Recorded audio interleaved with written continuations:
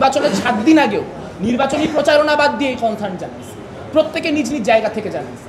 এখন চ্যালেঞ্জটা হচ্ছে যখন আপনি একটা নির্বাচনী প্রক্রিয়ার মধ্যে থাকেন তখন তো প্রত্যেকটা প্যানেলের প্রতিদ্বন্দ্বী। সো তখন যদি আসলে আমরা 5-7টা প্যানেল মিলে এক জায়গায় হয়ে এরকম কোনো কিছু জানাইতাম, সেটাকেও ষড়যন্ত্র হিসেবে ফ্রেম করা হতো। তো এখন হচ্ছে আপনার করুণ মিউজিক লাগাই দেওয়া হচ্ছে, তখন হচ্ছে পিছনে রহস্যের মিউজিক, মিস্ট্রির মিউজিক লাগাই দেওয়া হতো। সো আসলে একটা কথা আছে ইংলিশে, damned if you do, damned if you don't. করলেও দোষ, না করলেও দোষ। আমরা যারা শিবির বাদে বাকিরা ক্যাম্পাসে রাজনীতি করতেছি, আমাদের বিষয়টা হচ্ছে যে আমাদের করলেও দোষ, না করলেও দোষ। কিন্তু হ্যাঁ, হয়তো স্ট্র্যাটেজিক্যালি তার আগে একটা যৌথ প্রেস কনফারেন্স করা যাইতে পারতো।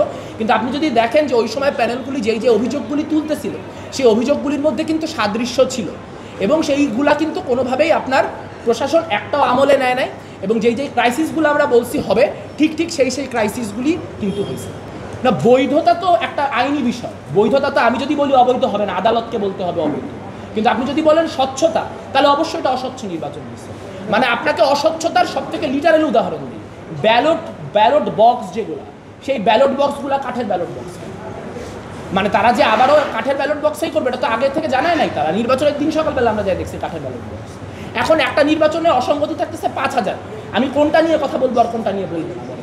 কাজে নির্বাচনের বৈধতা নিয়ে কথা বলা একটা আইনি বিষয়, নির্বাচনের বৈধতা বা অবৈধতা আমি দিতে পারি, কিন্তু নির্বাচন যে অস্বচ্ছ হয়েছে এইটা একদম পানির মতো পরিষ্কার। এবং এটা ক্লিয়ারলি আমাদের বলতে পারতে হবে যে নির্বাচনের কে জিততো কে হারতো অন্য কথা। আপনি বলতে পারেন যে ভাই এগুলো কি ডিফারেন্ট হলে রেজাল্ট ডিফারেন্ট হতো, সেটা আমি জানি না।